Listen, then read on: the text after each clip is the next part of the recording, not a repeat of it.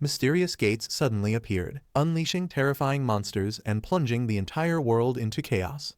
Hunters awakened with mysterious powers, fighting relentlessly to restore order and protect humanity. Hunters advanced from 1 star to 9 star, while 7 great houses rose to dominate the world. One extraordinary man became history's first natural 9-star hunter, shocking the entire world. The 7 great houses branded him a dangerous threat, determined to erase his existence forever. Soon, Seoul erupted into flames as relentless destruction spread across the entire city. The mighty Romanov house unleashed overwhelming force, leaving countless innocent lives buried beneath the ruins. They sacrificed an entire metropolis, hunting one extraordinary 9-star hunter at any cost. Bleeding heavily, he clutched a mysterious pocket watch while struggling to stay conscious. Every painful breath reminded him the relentless battle had pushed him beyond his limits. Despite his devastating injuries, he forced himself forward, refusing to collapse before his enemies. Consumed by rage, he swore vengeance against Dmitry Romanov, setting the stage for retribution. A hooded elder calmly descended, confronting the wounded hunter amid Seoul's burning ruins. The legendary 9-star hunter, Dmitry Romanov, acknowledged his unprecedented strength despite lacking any blessing. Desperate for answers, the battered hunter demanded to know why they wanted him dead. Dmitry admitted both his defiance and blessingless power threatened the great house's absolute rule. Dmitry revealed the Constellations ordered his execution to preserve their absolute control over humanity. They feared a blessingless hunter's existence would shatter the authority of both houses and constellations. Unfazed by their twisted logic, Jujin dismissed their justification as completely absurd. Dmitry declared Jujin's necromancy disrupted nature itself, making his death an unavoidable necessity. Dmitry claimed the constellation's overwhelming power made Jujin's defeat absolutely inevitable. Jujin mocked his confidence, insisting Odin's support was the only reason for his arrogance. Calmly rising despite his injuries, Jujin revealed he had merely waited for Dmitry to finish talking. Dark necromantic energy erupted as countless skeletal warriors answered their immortal king's command. A massive wave of dark energy engulfed the battlefield, shaking the ruined city to its core. Jujin unleashed his transcendent technique, creating a devastating death field fueled by his soul. Countless undead warriors rose from the darkness, assembling behind their immortal king once again. Unshaken, Dmitry prepared his ultimate spell, determined to erase Jujin from existence forever. Dmitry unleashed Odin's Eye, channeling the strongest blessing granted by the mighty constellation. Realizing its overwhelming power, Jujin knew his death field alone could never stop it. Dmitry completed his transcendent incantation, summoning the devastating technique, Lord of Vermilion. A blinding crimson sphere erupted with unimaginable power, signaling the beginning of their final clash. Dmitry unleashed the devastating Lord of Vermilion, sending a catastrophic blast toward Jujin. Facing certain death, Jujin smiled calmly, refusing to surrender until his final breath. Dmitry froze in confusion, unable to understand Jujin's fearless confidence before death. With perfect timing, Jujin activated the mysterious pocket watch, revealing his final gambit. Jujin revealed the pocket watch could manipulate time by absorbing a constellation's overwhelming power. As every activation condition was fulfilled, the ancient artifact finally began rewinding the timeline. Only a 9-star hunter could trigger its power, making Jujin's sacrifice absolutely essential. Lacking a blessing himself, Jujin stole Dmitry's constellation power to return to the past. The pocket watch absorbed Odin's blessing, disrupting Dmitry's ultimate attack at the final moment. Dmitry watched in disbelief as his constellation's power was forcefully stolen before his eyes. Jujin thanked Dmitry for the borrowed power, completing the artifact's impossible activation. Before time rewound, Jujin vowed to return and destroy Dmitry alongside the 7 great houses. The pocket watch completed its activation, as time itself began reversing before Jujin's eyes. A blinding flash consumed the battlefield, pulling Jujin away from his doomed future. Moments later, everything turned silent as the timeline completely reset to the past. Jujin suddenly awakened in his younger body, gasping as he realized the rewind had succeeded. Jujin awoke in shock, his racing heartbeat confirming the impossible journey through time. A quick glance around revealed the familiar apartment he had left years ago. Recognizing every corner, he realized he had truly returned to his younger life. Clutching the pocket watch, Jujin confirmed his gamble had succeeded, giving him a second chance. Remembering his brutal death, Jujin swore vengeance against Dmitry and every great house. The damaged pocket watch revealed it could never rewind time again within this timeline. Despite its shattered condition, the legendary relic had successfully granted him a second chance. Smiling confidently, Jujin realized his desperate gamble had paid off beyond every expectation. Jujin realized he had returned 23 years, arriving on the day his journey truly began. The system appeared once again, displaying his basic stats and unique clear mind trait. Given another chance, he carefully reviewed the 3 starting classes before making any decision. Remembering his past mistakes, Jujin resolved to choose wisely and reshape his entire future. Jujin decided to delay choosing a class, focusing first on growing stronger and surviving. Armed with knowledge from his previous life, he prepared to change his fate from the very beginning. His first destination was the Yongsan Hunter Market, where new opportunities awaited his arrival. Stepping inside the bustling market, Jujin received a warm welcome as his new journey began. Ignoring ordinary weapons, Jujin searched for the legendary Ring of Darkness from his memories. The shopkeeper stood speechless, stunned that someone knew the cursed relic even existed. Without hesitation, Jujin asked only for its price, already knowing exactly what he needed. Leaving the shop, he continued through the hunter market, searching for the next piece of his plan. Ignoring every warning, Jujin insisted on buying the cursed Ring of Darkness without hesitation.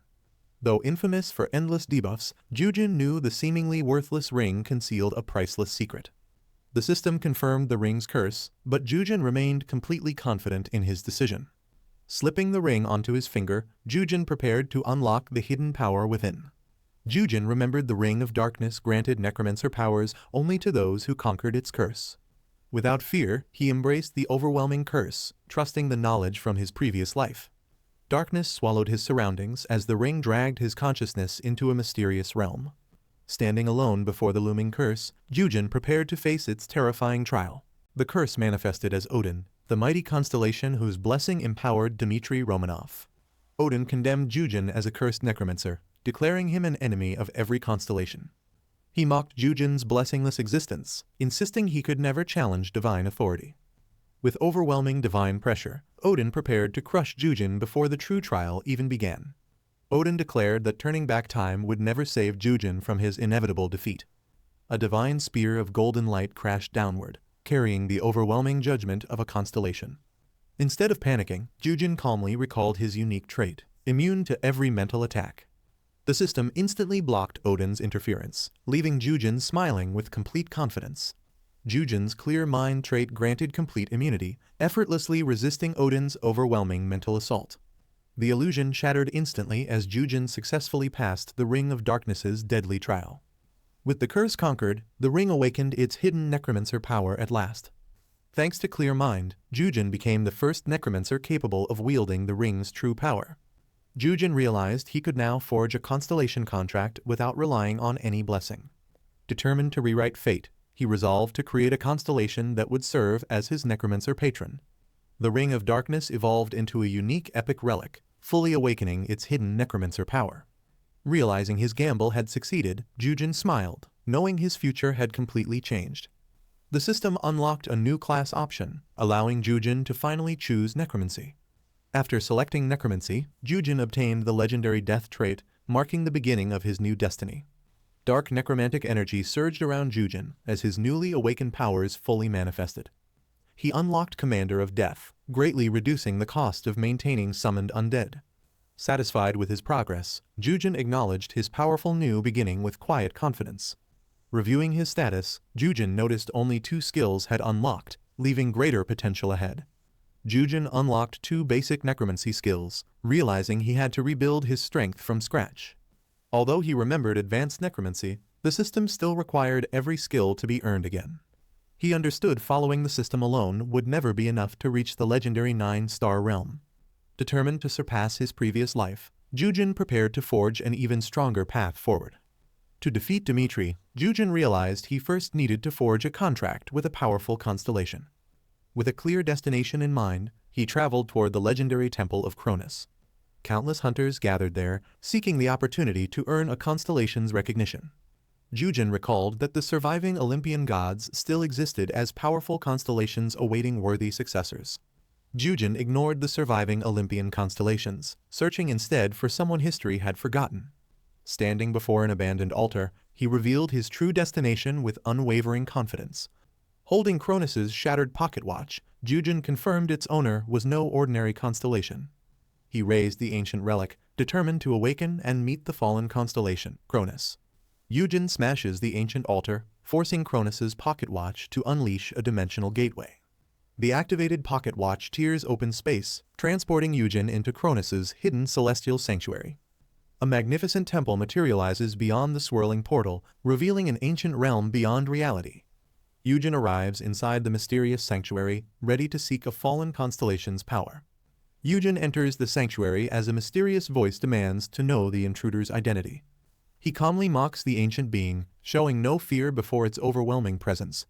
A colossal spectral figure appears, furious that a mere human dares insult him. Yujin smirks confidently, proving he already expected this legendary encounter. Yujin confidently greets Cronus, revealing he already knows the Titan King's true identity. Cronus silently studies Yujin, sensing the human possesses impossible knowledge beyond his era. Yujin tightly grips the broken pocket watch, concealing the secret behind his return. Cronus immediately realizes the truth, questioning whether Yujin has traveled back through time.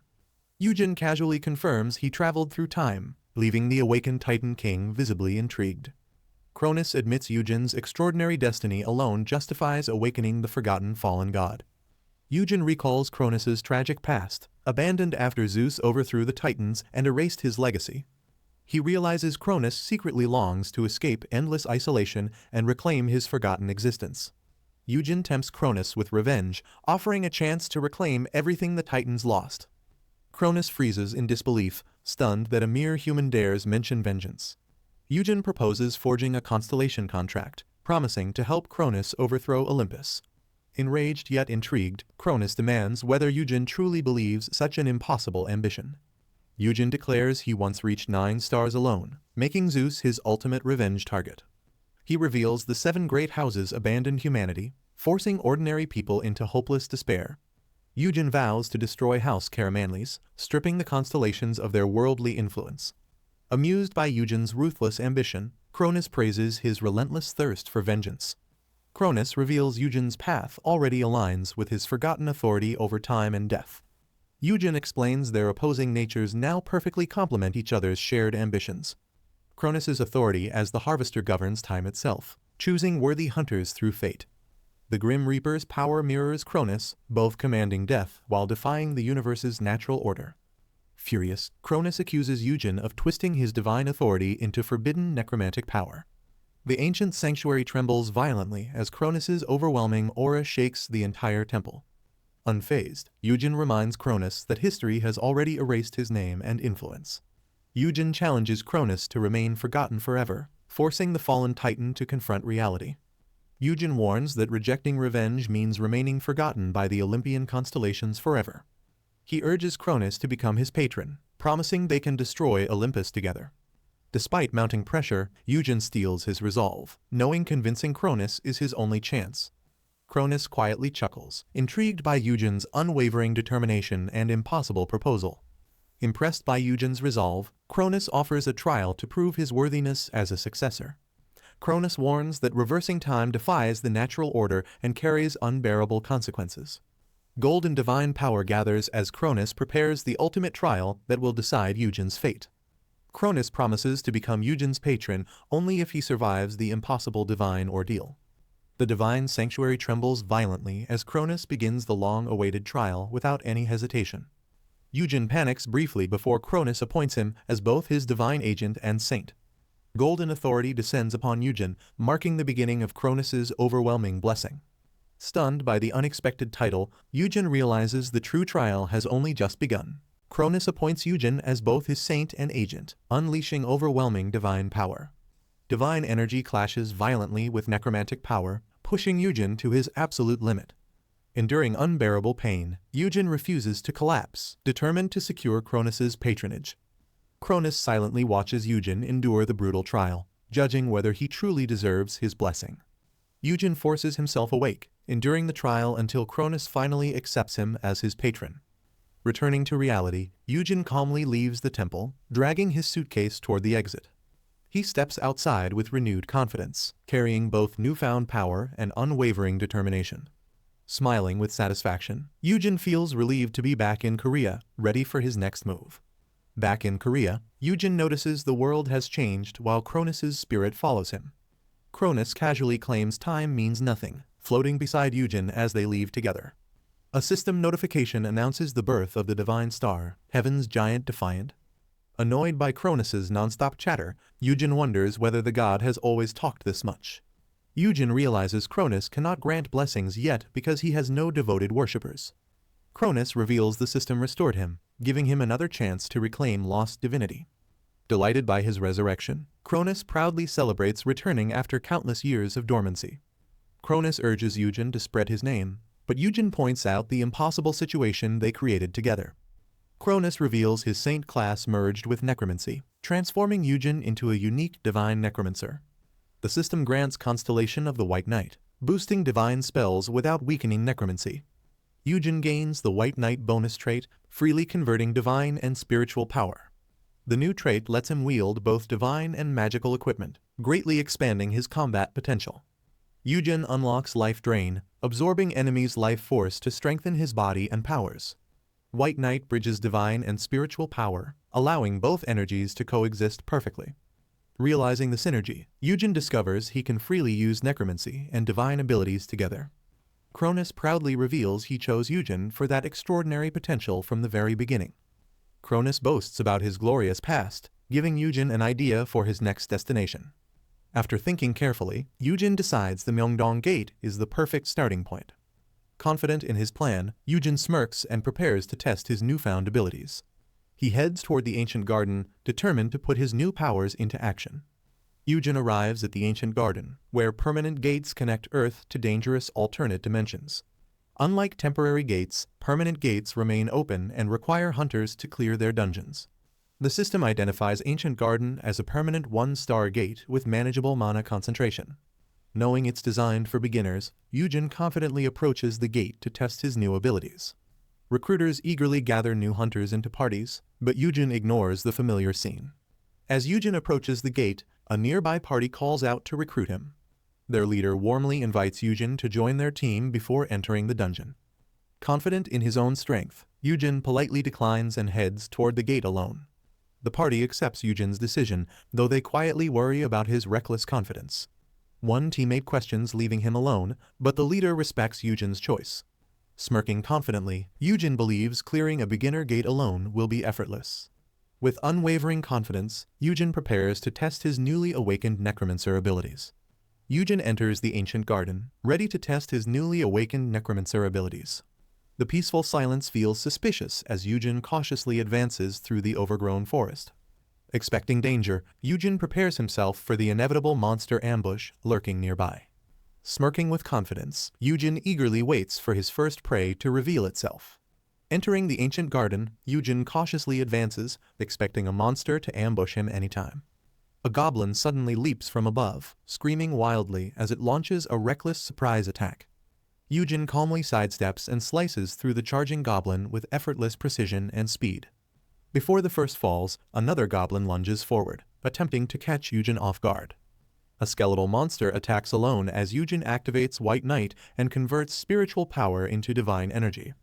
Yujin activates Life Drain, but the spell repeatedly fails despite striking the monster. The failed spell shocks Yujin as he realizes divine energy behaves differently from spiritual power. Yujin studies the strange reaction, recognizing his new divine abilities require a completely different approach. Life Drain finally succeeds, draining the goblin's life force as eerie energy flows into Yujin. The goblin collapses lifeless, while its absorbed life force permanently increases Yujin's stats. Yujin excitedly confirms every defeated monster can permanently strengthen his physical abilities. Thrilled by the discovery, he realizes his necromancer build grows stronger with every successful kill. Yujin realizes every 25 goblins defeated equals 1 full level through permanent stat growth. He celebrates the incredible discovery as his rapid progression completely surpasses normal leveling. Cronus watches proudly, amused by Yujin's excitement over his overwhelming new abilities. Encouraged by the results, Yujin eagerly prepares to continue hunting and grow even stronger.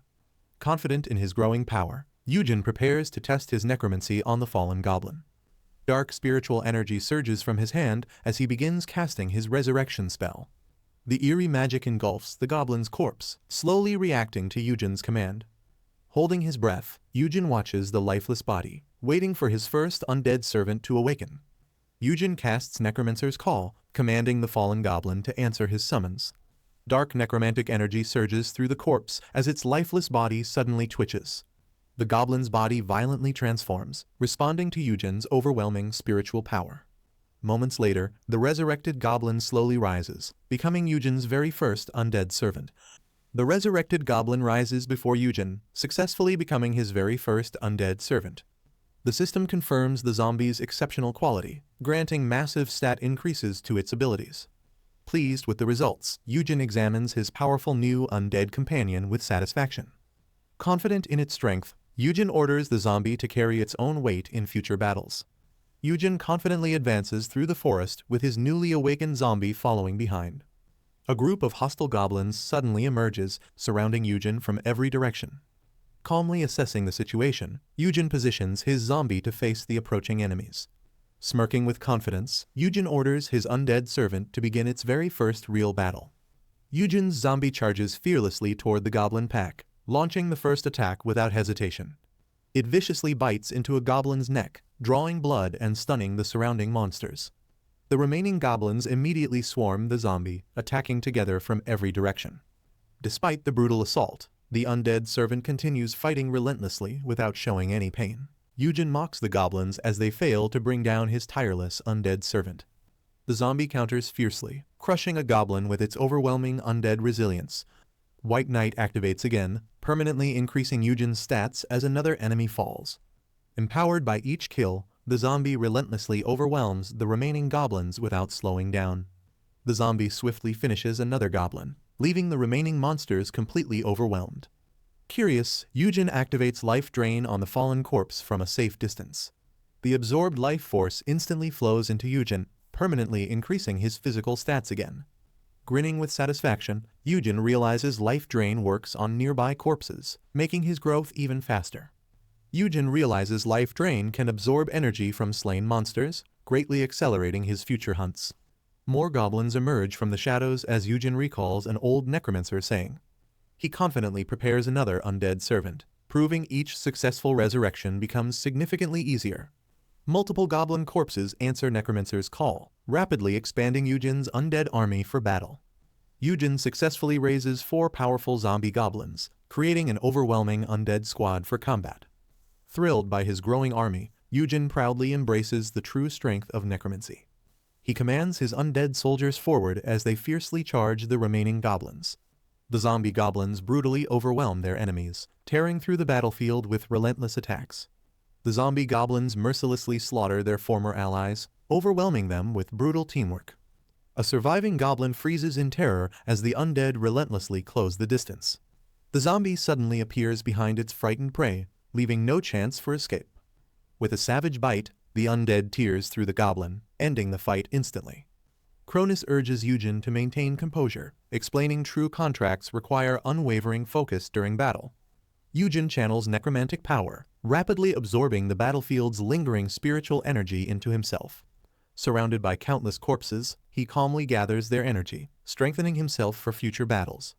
Dark necromantic power swirls around Eugen's hand as another ominous technique begins to awaken. Eugen's undead goblins relentlessly pursue fleeing enemies, forcing the terrified survivors into desperate retreat. The zombie horde closes the distance, overwhelming every escaping goblin with relentless speed. As the undead corner their prey, sudden movement interrupts the one-sided massacre. A mysterious archer appears and unleashes a blazing fire arrow straight toward the battlefield. A blazing arrow instantly kills a goblin, forcing Eugen's undead army to halt. Obeying Eugen's command, the zombie goblins quickly retreat and conceal themselves nearby. Realizing someone else has entered the battlefield, Eugen calmly orders his undead to stay hidden. Mysterious footsteps approach through the forest, revealing an unexpected newcomer closing in. 3 unfamiliar hunters arrive, confronting Eugen and demanding to know his identity. Cronus recognizes them immediately, leaving Eugen visibly surprised by their sudden appearance. Eugen realizes the newcomers are the infamous Mirror Hunters, the group he remembers all too well. Dark memories resurface as he recalls they were the assassins responsible for ending his previous life. Renowned as the twin shadow hunters, Yuma and Yuka Rendo had built a formidable reputation together. Remembering how troublesome they had been in the past, Roman studies them carefully but notices that neither appears particularly strong. He soon realizes this is because both hunters are still only one-star warriors. He also recalls that there had been only 2 of them back then, not 3. Although Roman briefly considers eliminating them before they can become future threats, he dismisses the idea. After all, they merely accepted an assassination request, so treating them as personal enemies would be unreasonable. One of the hunters cautiously asks whether Roman is controlling the nearby zombie. Roman realizes that necromancers have not yet become widely known, meaning his abilities are still unfamiliar to most people. He calmly confirms that the zombie is one of his summons, while several undead creatures gather obediently around him. The revelation instantly puts the hunters on edge as they stare at Roman with newfound alarm. Realizing that most hunters are motivated by money, Roman decides they would make perfect carriers for the loot he collects. With that in mind, he suddenly offers the group a chance to work with him, catching them completely off guard. Roman proposes handling all the enemies himself while they gather the magic stones. In return, they will divide the earnings on an 80-20 basis, allowing the hunters to make easy money. Intrigued by the unexpected offer, the hunters begin seriously considering Roman's proposal. The hunters quietly debate Roman's proposal, with some warning that they cannot trust a stranger capable of summoning zombies. As their suspicious whispers continue, Roman waits patiently for them to reach a decision. However, their discussion drags on for so long that he gradually begins losing his patience. Before Roman can interrupt, the group finally makes up its mind and agrees to work with him. Despite accepting the partnership, the hunters attempt to renegotiate the reward and demand an equal split, arguing that Roman's original terms would leave each of them with very little. Roman refuses to divide the profits evenly and makes a final offer of 70-30, leaving them no choice but to accept if they wish to continue. Although Habara remains uneasy about trusting Roman, the group's leader orders him to stop acting afraid. He reasons that Roman entered the gate without any equipment and still carries himself with absolute confidence. If Roman truly intended to harm them, they would already be dead. With the agreement settled, Roman leads the way alongside his undead summons, while the hunters follow in hopes of earning more than they normally would. However, the group soon finds itself completely drained by the relentless pace of the expedition. After gathering magic stones without rest, Habara finally collapses from exhaustion and begs for a break. Yuka is equally worn out and admits that she has also reached her absolute limit. While the exhausted hunters struggle to recover, their leader adds another magic stone to the enormous pile they have already collected. Observing Roman from a distance, he admits that he knew the stranger was no ordinary hunter. Even so, the sheer number of monsters Roman and his summons have slaughtered far exceeds anything he imagined. Roman remains completely unfazed and continues searching the battlefield, casually discovering even more valuable corpses to add to his forces. Overwhelmed by the non-stop work, the hunter's leader cautiously suggests that the group should take a break soon. Roman's undead summons ignore their exhaustion and continue tearing through the remaining monsters without slowing down. As soon as another enemy falls, Roman points out the fresh corpse and directs the hunters toward their next collection. Noticing their weary expressions, he cheerfully tells them to take their time, leaving the exhausted group too stunned to respond. Completely overwhelmed by Roman's tireless pace, the exhausted hunters begin wondering whether he is even human. Meanwhile, Roman surveys the monster corpses scattered across the forest and realizes that his undead army has nearly cleared the entire area. With the battle temporarily under control, he decides to check how much his abilities have improved. His status reveals remarkable growth, with his strength, agility, vitality, endurance, and holy power all increasing significantly.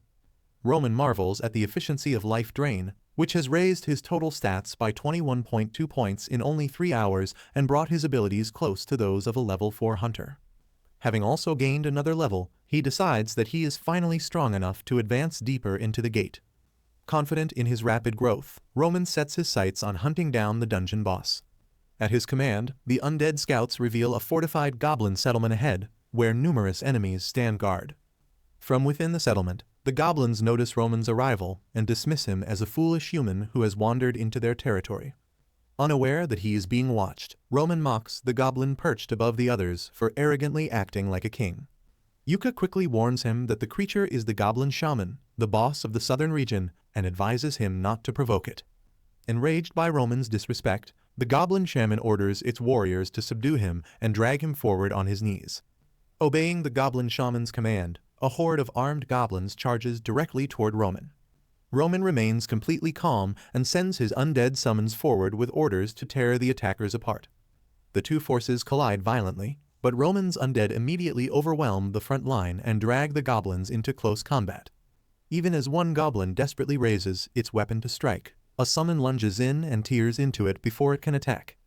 Amid the chaotic battle, one of the goblins manages to land a devastating blow on Roman's undead summon.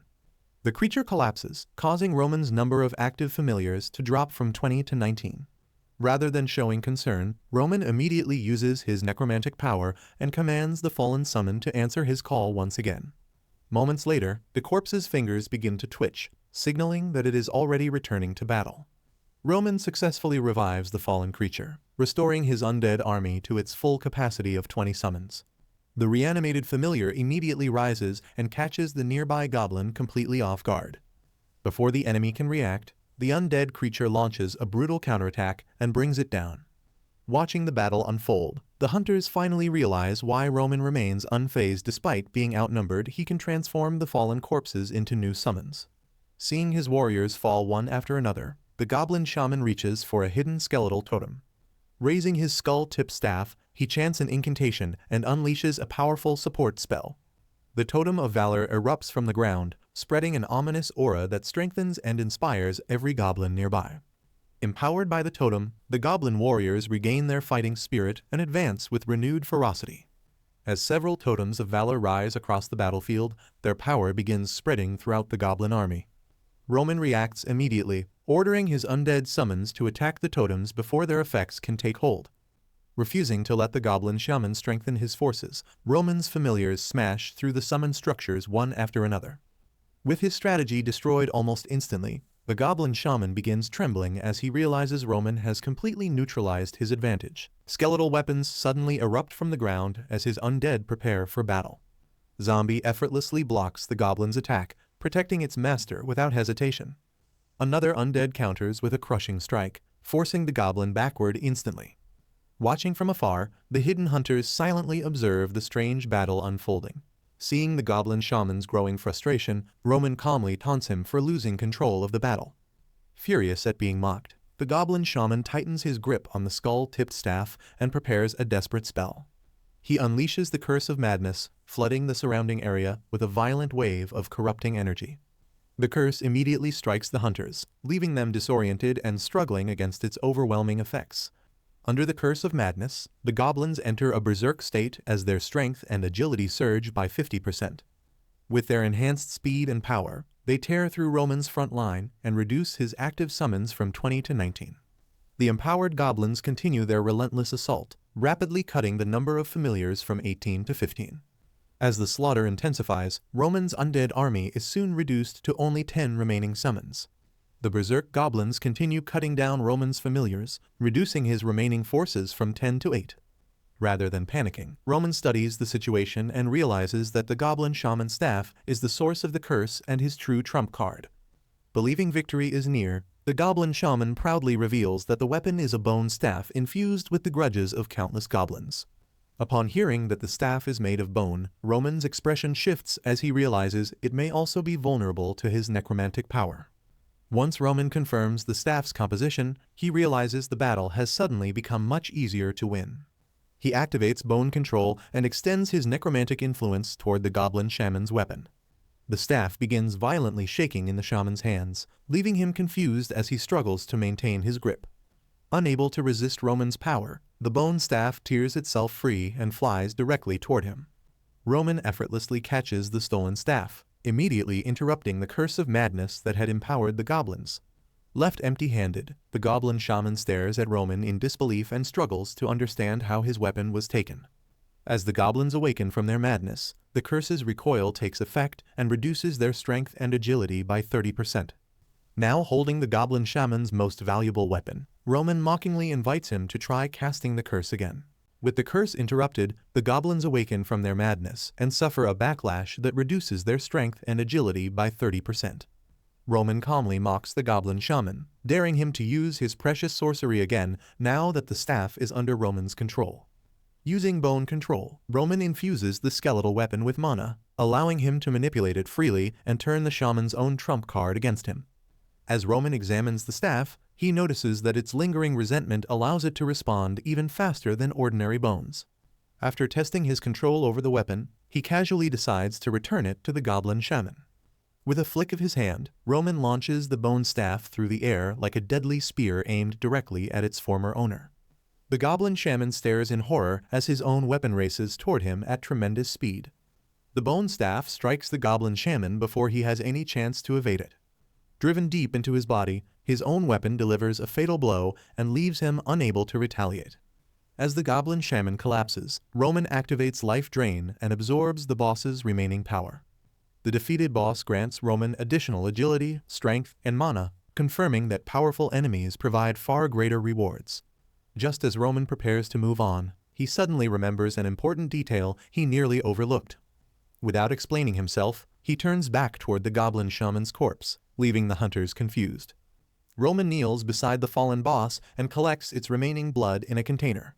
He realizes he acted just in time, since Life Drain had already consumed almost all of the valuable blood. With the goblin shaman defeated and its blood secured, Roman leaves the remaining cleanup to the hunters, who reluctantly accept the task.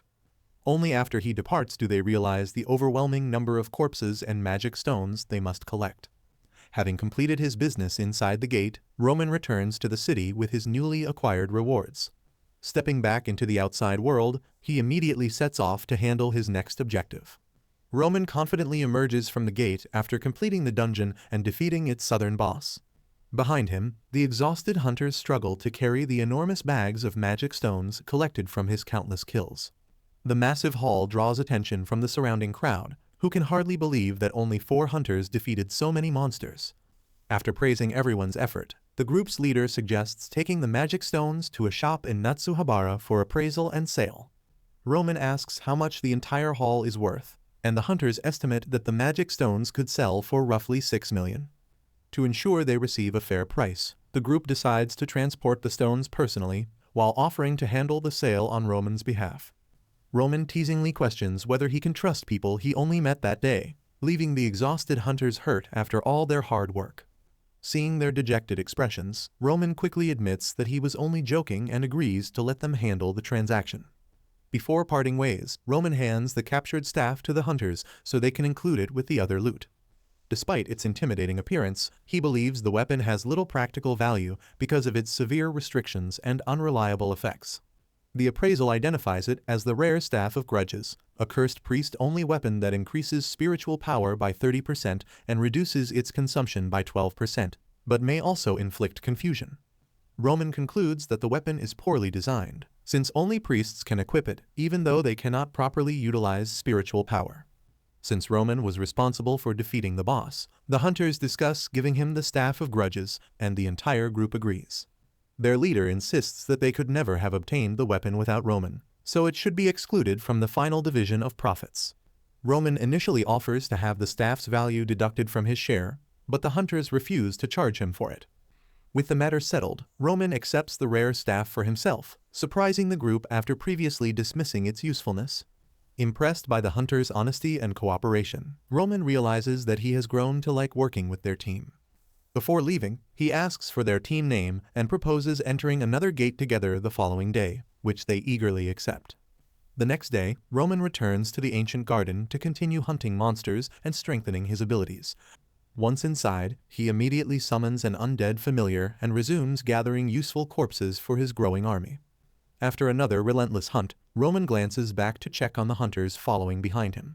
He finds the entire team collapsed among the defeated monsters, exhausted from gathering magic stones without rest. Roman calmly asks whether they can continue, but their leader admits that they have reached their limit for the day. With every bag already overflowing with magic stones, the hunters have no strength or space left to carry anything more. Recognizing that the hunters cannot continue, Roman allows them to return first with the magic stones they have collected. Once the exhausted team departs, he advances deeper into the ancient garden with only his undead army beside him. The spirit questions why Roman deliberately sent the hunters away, though he considers the reason obvious. Roman explains that he no longer wants anyone watching him, revealing that he intends to use abilities he has kept hidden. Now alone, Roman enters the northern region of the ancient garden, where the forest becomes darker and more dangerous. As he follows the river deeper into the area, the repeated croaking of nearby creatures breaks the silence. Several pairs of glowing red eyes suddenly appear from within the surrounding bushes, revealing that Roman has been watched. Moments later, a horde of armed frogmen leaps from every direction and launches a surprise attack against him. Roman's undead summons surge forward and intercept the frogmen before they can reach him. The two forces collide head-on, with the frogmen using their speed to slip through the familiar's defenses. One frogman lashes out with its long tongue, catching an undead creature at close range and leaving it exposed. Another attacker takes advantage of the opening and drives its weapon straight through the familiar's body. The frogmen's coordinated attacks quickly destroy two familiars, reducing Roman's active summons from 20 to 18. Using their superior speed and combat ability, the frogmen surround the remaining undead and steadily overwhelm them. Roman realizes that the frogmen possess much higher stats than the goblins, explaining why his army is struggling against them. Rather than rely solely on his summons, Roman activates bone control and launches the Staff of Grudges directly into the battle. Roman drives the Staff of Grudges into a frogman, but the attack activates the creature's defensive skill, Oil Shower. The ability coats the frogman in a slippery substance that reduces the power of incoming piercing attacks, allowing it to survive the blow. Roman notices the strange liquid dripping from his weapon, but the frogman uses that brief distraction to counterattack. Closing the distance in an instant, the creature lands a powerful strike and sends Roman crashing backward. By infusing the Staff of Grudges with spiritual power, Roman increases its piercing damage and forces it straight through the frogman's defense. With the creature thrown off balance, Roman steps forward and confidently takes control of the battle.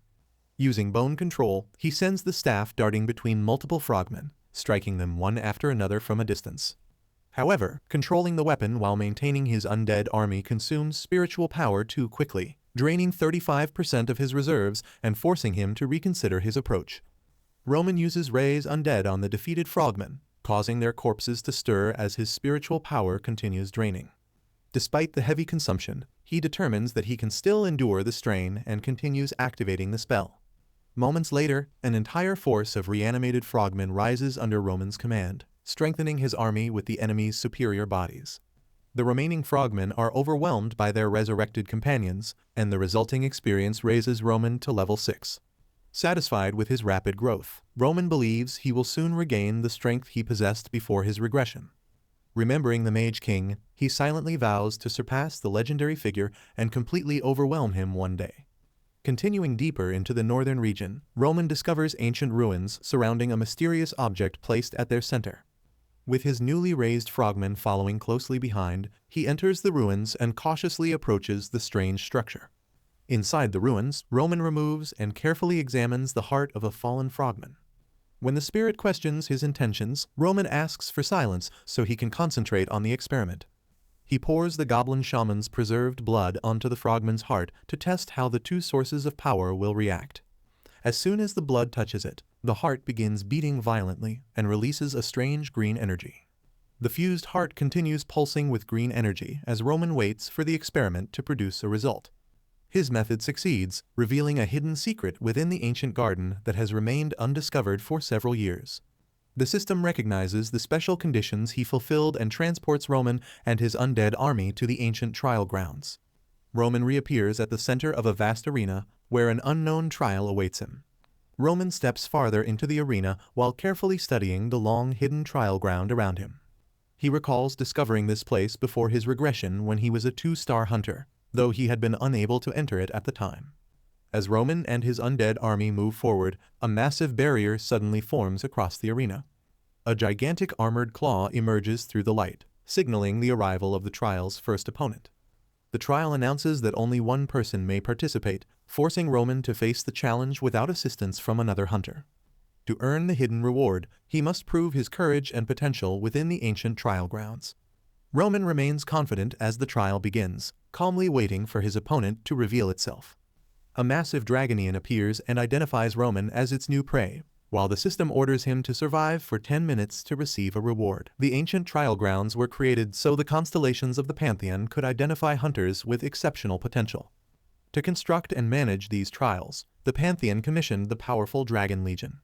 Elite Dragon Legion soldiers were stationed within the arena to test whether challengers could survive for the required 10 minutes. After assessing the Dragonian before them, the spirit warns Roman that his current strength may not even keep him alive for 10 seconds. The spirit assumes she may soon need to search for a new contractor, but Roman refuses to accept that he will die so easily. Roman reasons that although his opponent belongs to the dragon race, the trial has likely weakened it to match a one-star challenger. Even so, he recognizes that surviving against such a creature will be far from easy. As the Dragonian steps forward to begin the battle, Roman suddenly stops it before the first attack can be launched. Roman asks the Dragonian to wait briefly, explaining that he needs time to modify his undead forces before the battle begins. Although the spirit questions why an enemy would patiently allow such a transformation, Roman immediately begins altering the frogmen.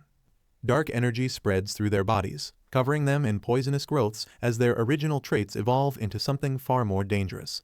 The modification succeeds, transforming the frogmen into plague zombies and granting Roman the ability to create more whenever the necessary conditions are met. The spirit dismisses Roman's improvised modification, but he remains confident because he once stood at the peak as a 9-star Necromancer. With the plague zombies prepared, Roman declares that he is finally ready and openly challenges the Dragonian. The creature responds with a confident grin, showing no concern for Roman's newly modified army. Without further warning, the Dragonian explodes forward at tremendous speed and charges straight toward him. The Dragonian accelerates across the arena, intending to break through Roman's forces with a single charge. Before it can reach him, the plague zombies leap from every direction and swarm over the creature's massive body.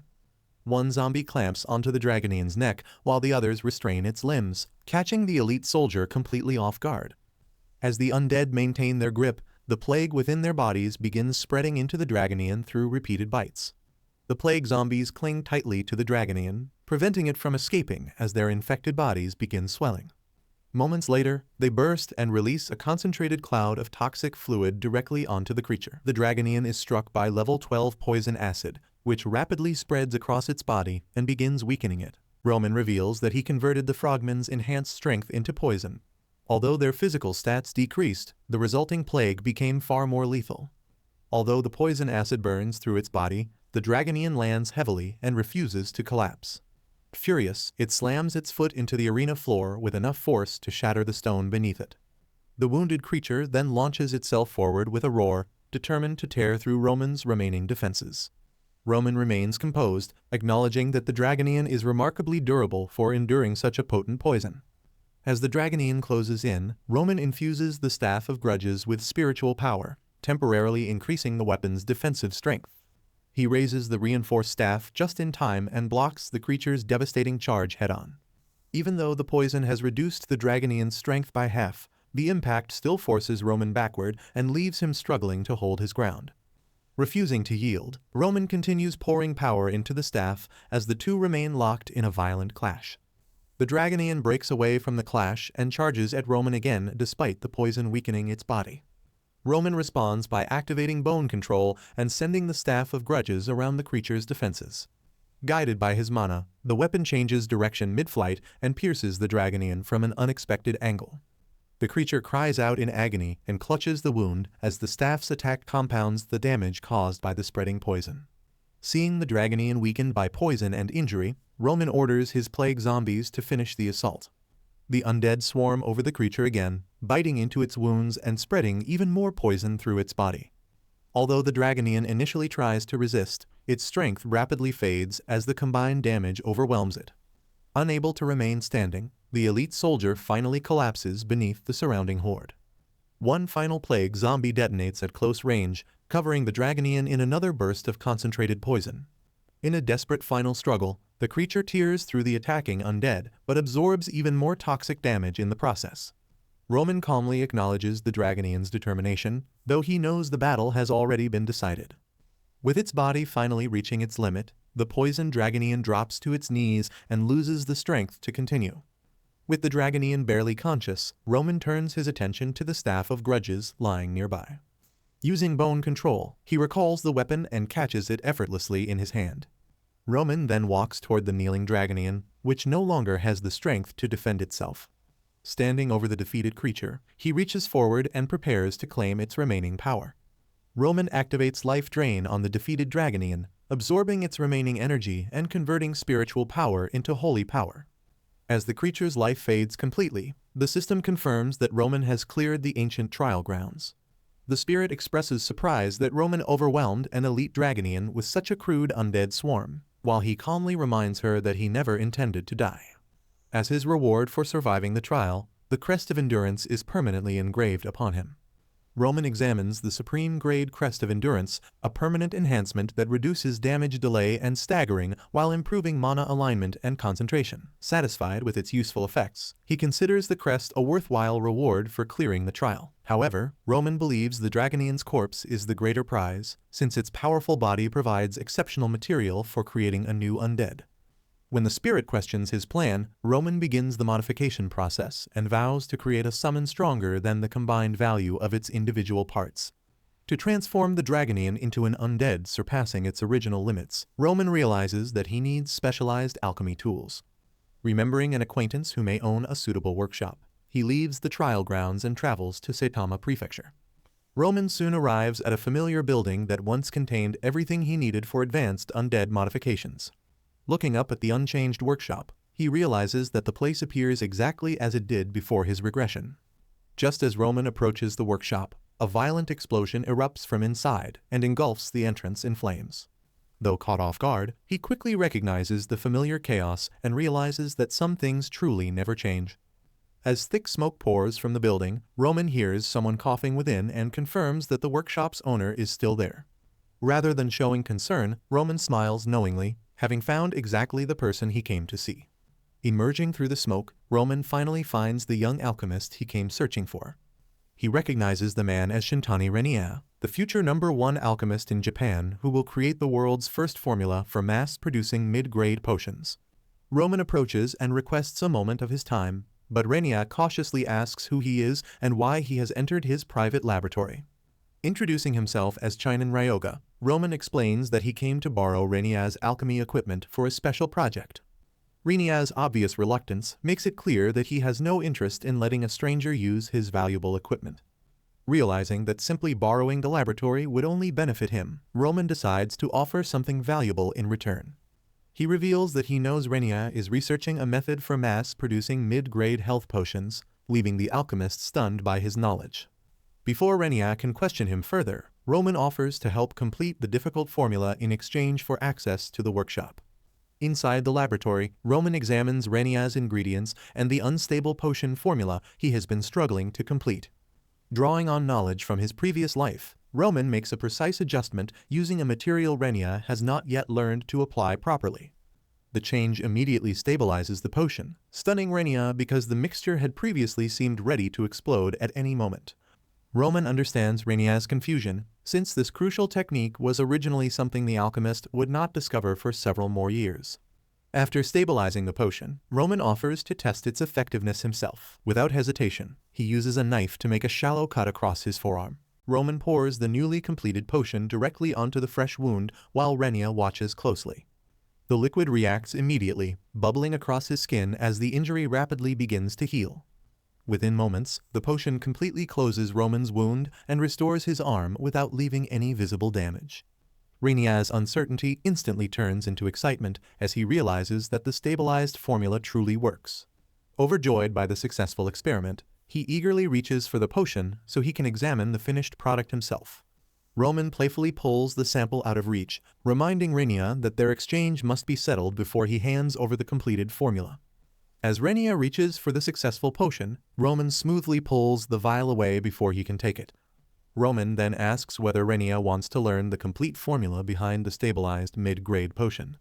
With the alchemist fully invested, Roman asks him to lend his skills and laboratory equipment for a while in exchange for the formula. Although Roman originally came only to borrow alchemy equipment, Renia's talent convinces him to propose a long-term partnership. Roman offers to teach him valuable potion formulas and other advanced techniques in exchange for working together. He sets the royalty split at 60-40, and Renia readily accepts receiving the 40% share. With the agreement secured, Roman considers the gifted alchemist firmly within his plans, not as a servant, but as a valuable partner. With their partnership established, Roman begins preparing the materials needed for his true purpose inside the laboratory. He summons the massive Dragonian corpse, filling the workshop with the imposing body of the fallen elite soldier. Renia stares at the creature in disbelief and struggles to understand what Roman intends to do with it. Roman explains that he is a necromancer and plans to process the Dragonian into a special undead unlike any ordinary summon. While Roman works on the Dragonian corpse, he notices Renia repeatedly stealing curious glances at the modification process. Roman invites him to stop watching from a distance and assist, but Renia refuses because their partnership has not yet been formalized. Renia insists that he is only lending Roman the spare workspace while he considers the proposed agreement. Although the spirit criticizes Renia's nervous behavior, Roman remains patient, understanding that the alchemist's difficult experiences have made him cautious. Roman recalls that Renia once produced major breakthroughs as a researcher for Aze, the country's largest corporation, only for his superior to steal all the credit. After being forced to resign, Renia became deeply distrustful of others, while the spirit bitterly observes that humans are driven by betrayal and obsession much like the gods. Understanding his hesitation, Roman realizes that Renia cannot commit because he still does not know what Roman is truly capable of. To resolve those doubts, Roman invites Renia to assist with the Dragonian modification and judge his abilities firsthand. After considering Roman's offer, Renia finally agrees to assist with the Dragonian modification. Roman immediately assigns the first task, instructing him to melt 5 F-rank magic stones at an exact 42% ratio. Renia completes the delicate preparation almost instantly and presents the finished solution without hesitation. Impressed by both his speed and precision, Roman realizes that the future master alchemist's extraordinary talent is already beginning to show. Watching Renia work, Roman becomes certain that he chose the perfect alchemist for this demanding modification. Using Renia's monostone solution as a catalyst, Roman begins treating the Dragonian's bones while the curious alchemist observes. He carefully carves magical formulas into the skeleton and infuses each layer with powerful curses. To maximize the undead's performance, Roman repeatedly overlaps the formulas and curses, reinforcing the body far beyond a normal resurrection. With Renia's help, Roman repeatedly applies the catalyst and continues layering formulas across the Dragonian's bones. The process must be repeated countless times, forcing the exhausted alchemist to grind and prepare fresh materials without rest. After completing the final layer, Roman proudly announces that the Dragonian's modification is finished. Roman remarks that the work ended faster than expected, only for the utterly drained Renia to reveal that they have actually been working for 3 straight days.